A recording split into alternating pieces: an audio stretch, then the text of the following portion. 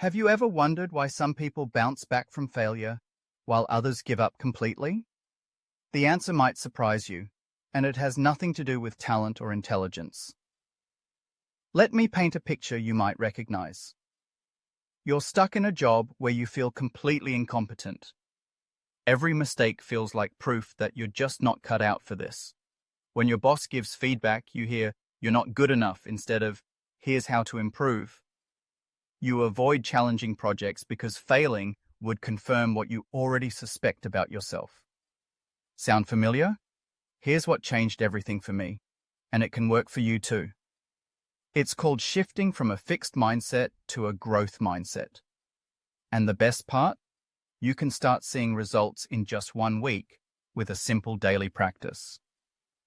Let me break this down into 4 easy steps that will rewire your brain for success. Step 1 is to catch your fixed mindset voice. Every time you think, "I'm terrible at this," or "I'll never be good at math," pause and notice it. This voice treats your abilities like they're set in stone. But here's the science behind why this works. Neuroscientist Carol Dweck found that simply becoming aware of this voice is the first step to changing it.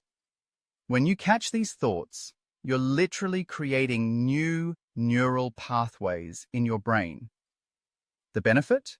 You stop being your own worst enemy. Step 2 is to add the word "yet" to your vocabulary. Instead of "I can't do this," say "I can't do this yet." This tiny word shift is powerful because it tells your brain that abilities can be developed over time. Research shows that students who use "yet" improve their grades by an average of 30% within 6 months. The outcome? You start seeing challenges as temporary instead of permanent. Step 3 is to focus on the process, not just the outcome. When you succeed, celebrate the effort you put in, not just the result. When you fail, ask, "What can I learn from this?" instead of, "Why am I so stupid?" This works because your brain starts associating effort with success rather than viewing struggle as a sign of weakness. The specific benefit: you become addicted to learning instead of addicted to looking smart.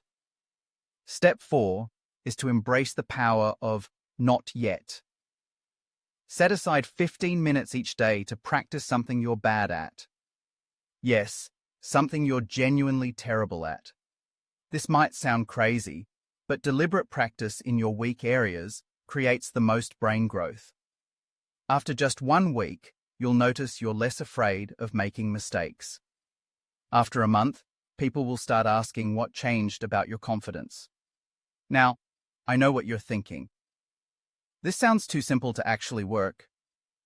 I was skeptical too. I thought mindset was just positive thinking in disguise. But here's what happened when I tried it. I started applying for jobs that felt slightly out of my league. Instead of thinking, "I'm not qualified," I thought, "I'm not qualified yet, but I can learn." Within 3 months, I landed a position that was $20,000 above my previous salary. The interviewer later told me it was my willingness to learn that made the difference, not my existing skills. Here's your challenge. For the next 7 days, catch yourself using fixed mindset language and replace it with growth mindset alternatives.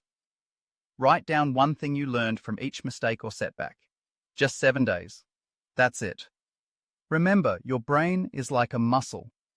Every time you choose growth over fixed thinking, you're building mental strength that will serve you for life. Small changes in how you think create massive changes in what you achieve.